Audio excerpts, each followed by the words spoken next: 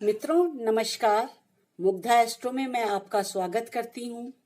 आज का विषय प्रसन्नता है। मैं ज्योतिष पे वीडियो बना रही थी, पर मैं अभी कुछ दिनों तक इसी तरह के वीडियो बनाऊंगी जो कि मानसिक सुख, मानसिक शांति और मानसिक समस्याओं का समाधान करें। इन्हें हम अपनी मॉरल टीचिंग भी समझ सकते हैं, मॉरल इनकरेजमेंट कह सकते हैं, या अपने को स्ट्रांग बनाने के लिए किए गए प्रयास कह सकते हैं। इसकी भी आवश्यकता रहती है। ज्योतिष तो अपने में अकाट्य सत्य है ही, परंतु हमें अपने डेली रूटीन, डेली लाइफ को जीने के लिए इस तरह की शक्तियों की भी जरूरत पड़ती है।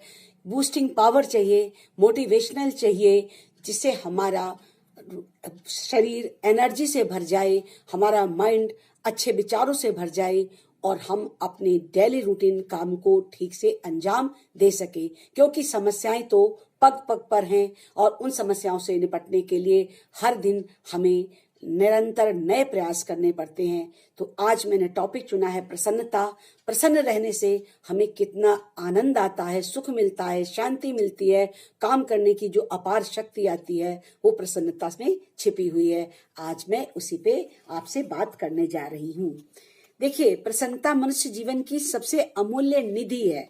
हम खुश रहना चाहते हैं पर हम प्रसन्न रह नहीं पाते, खुश रह नहीं पाते। जो हमारे चारों तरफ फैला हुआ है, समस्याएं हैं, सरकमस्टांसेस हैं, जो खुशियों की धज्जियां उड़ाते रहते हैं, ऐसी परिस्थिति में बताइए हम क्या करें। आज का विचार यही है।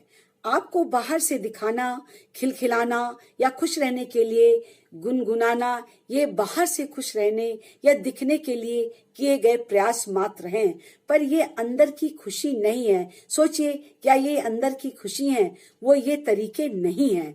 अंदर की खुशी जिन चीजों से हमें मिलती है, उन्हें समझते हुए, स्वीकार करते हुए खुद को अंदर से प्रसन्न रहना, ये हमारी खुशी है। ये बड़ी बात है और बड़ी उपलब्धि भी है, क्योंकि खुशी के मायने बदलते रहते हैं। कभी पढ़ाई करना, अच्छे मार्क्स लाना खुशी का कारण बनता है, तो कभी जॉब पाना और सर्विस करना खुशी का कारण है। कभी पैसे कमाना खुशी लगती है, कभी बड़ी बड़ी गाड़ियां खरीदना, देश विदेश घूमना, ये खुशी के मायने हो जाते हैं। परंतु ये क्या स्थायी खुशी दे सकते हैं? सदैव मायने बदलते रहते हैं। ये पूरा का पूरा यूनिवर्स परफेक्टली काम कर रहा है। यदि जरा सा भी इसमें इनबैलेंस आ जाए तो सोचो क्या होगा। सारे सपने हमारे धरे के धरे रह जाएंगे। हम कहाँ होंगे हमें कुछ पता नहीं। जो कुछ हमारे साथ अच्छा हो रहा है महसूस करो, वो हमारी प्रसन्नता के लिए काफी है। प्लेजर और प्रसन्नता में अंतर है। यदि किसी एक बॉडी को छुआ और थोड़ा सा प्लेजर मिला, उसी को अपनी पूरी खुशी समझ ली और परेशान होना शुरू हो गए, तो क्या ये प्रसन्नता हुई? सही मायने में सोचें तो ये प्रसन्नता नहीं है। वो आपके क्या चाहते हैं, क्या बिहेव करते हैं और उसका आप पर क्या असर होता है, इसके बारे में सोचो। भाई, जिसको हम खुशी देते हैं वो कैसा महसूस कर रहा है, या जो हम उससे बिहेव कर रहे हैं वो कैसा महसूस कर रहा है, ये हमारे लिए बड़ी बात है और हमें इसके बारे में सोचना ही चाहिए। जिस चाह में प्रसन्नता महसूस होती हो, प्राप्त न होती हो, तो वो प्रसन्नता कैसी है? खुद ही हम सोचें कि जिसकी प्राप्ति नहीं हो रही है या महसूस नहीं हो रही है, तो उसमें प्रसन्नता कैसी होगी? वो आपके लिए नहीं है। इससे अच्छा तो आप अपनी बॉडी को स्वयं टच करो और महसूस करो कि ईश्वर ने हमें कितना सुंदर सुदृढ़ शरीर दिया है, जिससे मैं न जाने कितने काम कर सकती हूँ या कर सकता हूँ। प्रसन्न रहने के लिए कितने नए तरीके खोज सकता हूँ। जो तुम्हारे पास है, आस पास है, वही तुम्हारी खुशी है। प्रसन्नता भाईचारे में, प्रेम में, सद्भाव में, त्याग की वृत्ति में मिलती है। हमारे जितने भी महापुरुष हुए, आराध्य देव हुए, सब ने यही उदाहरण प्रस्तुत किए। भगवान राम ने राजपाट का त्याग कर जंगल जाना स्वीकार किया। यही कारण है कि भगवान राम को वनवास पर ग्रंथ लिखे गए।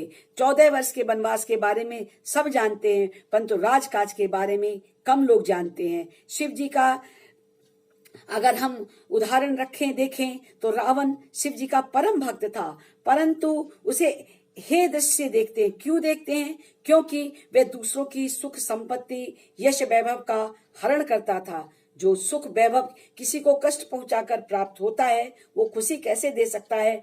क्या ईश्वर की भक्ति करते समय हमें ऐसी कामना करनी चाहिए कि हम महादेव से कुछ मांग लें, राम से कुछ मांग लें, कृष्ण से कुछ मांग लें और फिर उन शक्तियों का दुरुपयोग करें। और यही राम और रावण में अंतर रहा।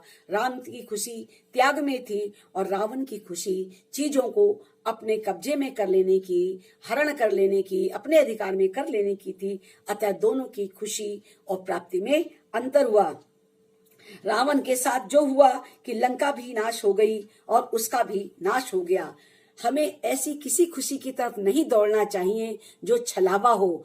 क्षणिक सुख आनंद थोड़े ही बन जाता है और वह बार बार उकसाता है। मस्तिष्क में जो विकार घुस जाते हैं वो प्रसन्नता को गायब कर देते हैं और हम सोचते हैं कि हम प्रयास करके प्रसन्नता को हासिल कर लेंगे, पर प्रसन्नता ऐसे हासिल नहीं हो पाती। इसलिए मस्तिष्क में श्रेष्ठ महापुरुषों का मनन चिंतन बना ही रहना चाहिए कि ये मेरे मस्तिष्क में श्रेष्ठ विचार सदा विचरण करते रहें कि हम अपने अंदर उनके श्रेष्ठ गुणों को धारण करें। वो कोई हठ धारण ना कर लें जिसे हम पूर्ण ना कर सकें और हमारे जीवन की खुशियां ही समाप्त हो जाएं। एक कहावत है, मन भर ज्ञान से तोला भर आचरण श्रेष्ठ होता है।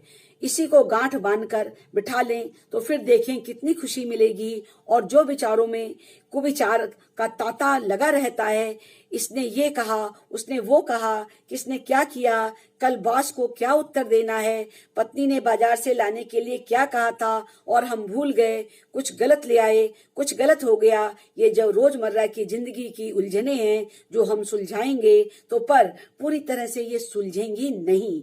ये दुनिया गोल है, घूम फिरकर चीजें सामने आती रहेंगी। अतः इन्हीं सब परिस्थितियों में जूझते हुए प्रसन्न रहने की आदत हमें डालनी चाहिए।